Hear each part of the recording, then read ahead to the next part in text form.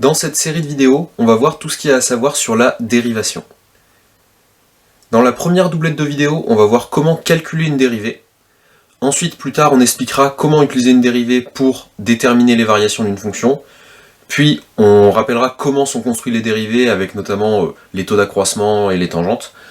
Et enfin, plus tard, je posterai d'autres vidéos sur des notions qui sortent du programme du lycée, avec par exemple des accroissements finis ou la notion de développement limité. Donc là, pour l'instant, on va juste revoir comment calculer une dérivée. Donc une dérivée, c'est quand on a une fonction f, on veut calculer une nouvelle fonction qu'on appelle f'. Déjà, avant de dériver une fonction, normalement on se demande si la fonction est dérivable ou non.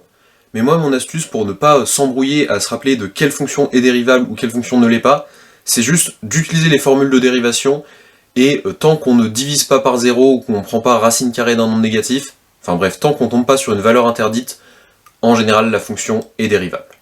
Pour dériver une fonction, on va utiliser deux tableaux qui répertorient toutes les formules à connaître.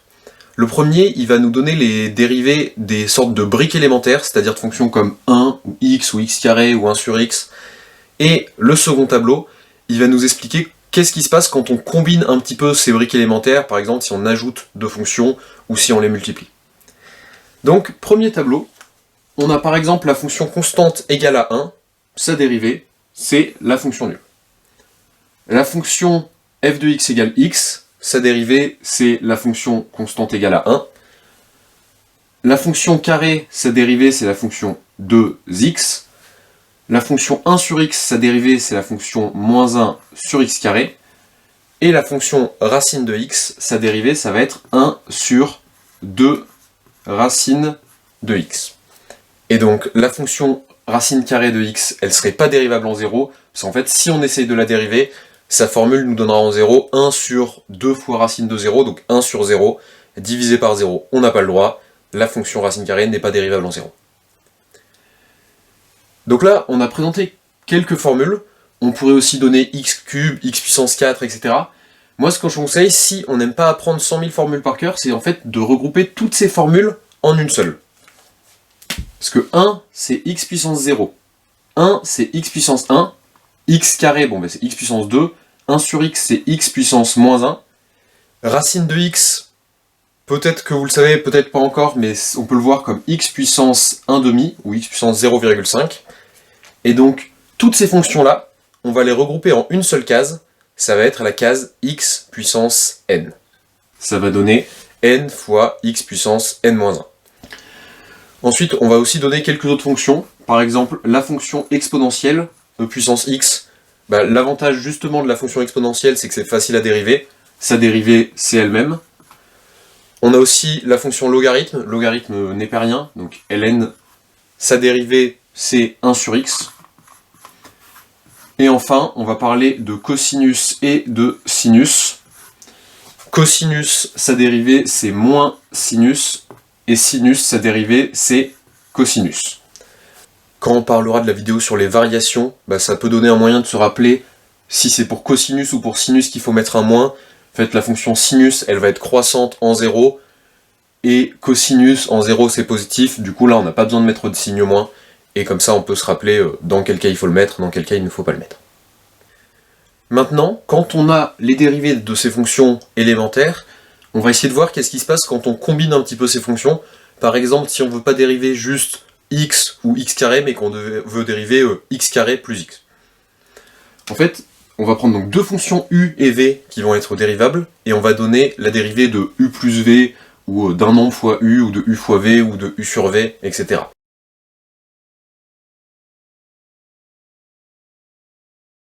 Une fois qu'on a ces deux tableaux, donc le tableau pour dériver les fonctions élémentaires, et le tableau pour dériver les opérations entre deux fonctions, il suffit d'appliquer ces deux tableaux pour dériver nos fonctions. Par exemple, imaginons qu'on veuille dériver la fonction moins 5x carré plus 2x plus 3. Donc là, on a des plus entre les fonctions, on est dans cette case du tableau. Il suffit de dériver chacune des fonctions, dériver d'abord la première, puis la seconde, puis la troisième. Donc on va dériver, pour obtenir la dérivée de cette fonction, on va devoir dériver chacun des blocs. Moins 5x carré. X carré, sa dérivée c'est 2x. Et moins 5 fois x carré, on a moins 5 fois une fonction, sa dérivée, ça va être moins 5 fois la dérivée de notre x carré. Donc moins 5 fois 2x, ce qui va donner moins 10x. Ensuite, 2x, on a la fonction x, dont quand on la dérive, ça donne 1, puis une constante devant. Du coup, on va voir 2 fois la dérivée de x, donc 2 fois 1, 2. Et enfin, 3. 3, c'est du coup 3 fois 1. 1, fonction constante, sa dérivée vaut 0. Donc ça donne plus 0. Sur un deuxième exemple, g de x, c'est x cube plus 2 sur x moins racine de x. Donc, encore une fois, on a une somme de fonctions. Bon, ici, on a un moins. En fait, c'est plus moins 1 fois cette fonction. Donc c'est là une somme. X cube, sa dérivée, c'est le 3 passe devant, la puissance diminue de 1. Donc 3x carré. Ensuite, 2 sur x. 1 sur x, sa dérivée avec toujours la fonction x puissance moins 1, c'est moins 1 sur x carré. Sauf que nous, on n'a pas 1 sur x, on a 2 fois 1 sur x. Donc on a 2 fois cette expression, c'est-à-dire moins 2 sur x carré. Et enfin, moins racine de x. Donc on peut dire que c'est plus moins la fonction racine de x, et le moins va passer devant. Du coup, au final, ça va donner moins la dérivée de la fonction racine carrée, c'est-à-dire moins 1 demi racine de x. On pourrait essayer de tout mettre au même dénominateur. On n'y gagnerait pas grand-chose, du coup on va laisser ça comme ça. On va continuer sur quelques autres exemples pour essayer d'appliquer toutes les formules du tableau. Moins 1 sur 2x plus racine de 5x. Donc encore une fois, on a une somme de deux fonctions, on a juste à dériver ces deux fonctions. Et là, donc moins 1 sur 2x, c'est pas du 1 sur x, mais presque pareil, parce que ça on peut le réécrire comme moins 1 demi fois 1 sur x. Et moins 1 demi, c'est notre constante. Ça va être la même chose ici, racine de 5x, on peut le réécrire racine de 5 fois racine de x, et du coup, on aurait une constante fois la fonction qu'on s'est dérivée. Et du coup, quand on le dérive, on a moins 1 demi fois la dérivée de 1 sur x, qui était moins 1 sur x carré, moins par moins plus 1 sur 2 fois 1 sur x carré. Et ici, pareil, racine de 5 fois la dérivée de racine de x, donc racine de 5 fois 1 sur 2 racine de x, ce qui donne au final racine de 5 sur 2 racines de x. Et comme tout à l'heure, on pourrait essayer de tout mettre au même dénominateur, ou de réécrire ça différemment, mais on va se contenter de cette expression. Maintenant, x carré plus 7 fois racine de x. Là, on a un produit. U fois v. La formule pour dériver ce produit, c'était u'v plus uv'. On va calculer sur le bord combien vaut u', combien vaut v', et ensuite on pourra calculer la dérivée de tout le produit. U de x, c'est x carré plus 7, donc quand on le dérive, le x carré, ça va donner 2x, le plus 7, 7 c'est une constante, donc 0, et le v c'est racine de x, donc ça va être 1 sur 2 racine de x. Donc maintenant, on peut dériver notre produit avec la formule u'v plus uv'. Donc, u' c'est 2x, v c'est racine de x, et uv', u c'est x carré plus 7, fois v', 1 sur 2 racine de x, donc x carré plus 7 sur 2 racines de x. Si on veut, on peut s'amuser à tout passer au même dénominateur. Normalement, on doit trouver quelque chose comme 4x carré, ici, sur 2 racines de x, et donc en tout, 5x carré plus 7 sur 2 racines de x. Maintenant, la dernière. Ce coup-ci, on a un quotient, x carré plus 7 sur racine de x, donc on a u sur v, et c'est les mêmes u et v que tout à l'heure, du coup, on a déjà calculé leur dérivée. Sinon, on pourrait le faire à côté, mais ici, elles sont déjà marquées là. Donc, la formule pour la dérivée, c'est u'v moins uv' sur v carré. U'v moins uv', là, on a presque déjà fait la même chose tout à l'heure. Ça va être pareil avec un moins ici. Donc, 2x racine de x moins x carré plus 7 sur 2 racines de x. Et on doit diviser tout ça par v au carré.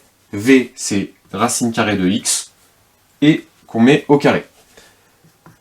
Du coup, bon déjà, racine carrée de x au carré, ça donne juste x. Et du coup, on a au final 2x racine de x moins x carré plus 7 sur 2 racine de x, le tout divisé par x. Un peu comme tout à l'heure, on pourrait tout mettre au même dénominateur, peut-être qu'on verrait des simplifications, mais là on va se contenter d'obtenir cette écriture. À propos des domaines de définition et des domaines de dérivabilité, donc ici c'est pas défini en 0 et c'est pas défini quand x est négatif. Là pareil, c'est pas défini quand x est négatif, quand x est négatif ou quand x est nul. Et en termes de domaine de dérivabilité, ça va être presque pareil, sauf qu'en plus racine carrée ne serait pas dérivable en 0. Donc là, ce bloc-là, il n'est pas dérivable en 0, mais en fait, vu que la fonction elle n'est pas définie en 0, on s'en moque. Ici, donc notre fonction elle est définie sur tous les nombres positifs ou nuls. Par contre, elle ne va pas être dérivable en 0 à cause de cette racine carrée. Et ici, elle est définie sur les nombres strictement positifs, parce qu'il faut positif ou nul et en plus différent de 0 ici. Donc elle est définie sur les nombres strictement positifs, elle va être dérivable aussi sur l'ensemble des nombres strictement positifs. Les deux derniers exemples qu'on va faire, ça va être des exemples dans lesquels on va croiser l'écriture u composée avec v, et j'ai rappelé la formule pour la dérivée, c'est v' de x fois u' qu'on applique en v de x. Je rappelle, ça c'est u rond v, et donc ça c'est v' fois u' rond v. Pour racine carrée de x plus 3, on peut l'écrire comme u de v de x, où u de x, c'est la fonction racine carrée, et v de x, c'est la fonction x plus 3. Du coup, la formule, ça va être v' de x, c'est-à-dire 1, puisque v c'est x plus 3, donc 1 plus 3 fois 0, 1, fois la dérivée de u, donc la dérivée de racine carrée, c'est 1 sur 2 racine de x, sauf que nous, on n'applique pas la fonction racine en x, mais en v de x, c'est-à-dire en x plus 3. Du coup, ça donnerait 1 fois 1 sur 2 racines de x plus 3. Ce 1 fois quelque chose ici, il sert à rien, donc 1 sur 2 racines de x plus 3. Puis, pour celle-ci, moins x carré plus 5x plus 12, le tout au cube.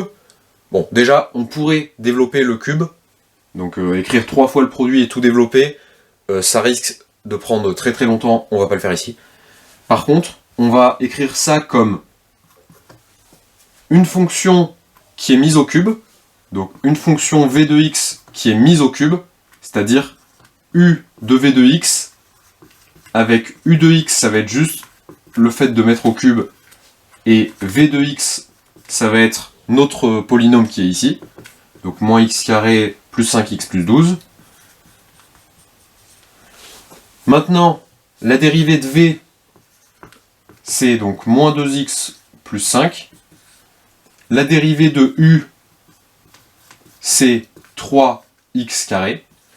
Et du coup, on peut appliquer notre formule. On a donc v', c'est-à-dire moins 2x plus 5, fois la dérivée de u, c'est-à-dire 3x carré, sauf que c'est pas en x qu'on va l'appliquer, c'est en v de x, donc c'est en tous polynômes. C'est-à-dire moins 3 fois moins x carré plus 5x plus 12, qui est au carré. Ce qu'on a bien fait ici, c'est que ça, c'est notre v de x, c'est bien ce qui remplace ce x carré ici. Au lieu d'appliquer notre fonction en x, et donc d'avoir du x carré, on l'applique en v de x, et donc on a tous polynômes au carré. Au-dessus, c'était pareil, u de x, sa dérivée, c'était 1 sur 2 racines de x. Bah, ce x ici, on l'a remplacé par x plus 3, parce qu'on applique notre fonction non pas en u, mais en v. Là, on vient de faire la partie cours, ce qui était essentiellement donner des tableaux de formules et montrer comment on utilise ces formules sur des exemples. Maintenant, on va passer à la pratique avec ces deux exercices où ça sera à vous de dériver des fonctions. Et ces deux exercices seront corrigés dans la prochaine vidéo.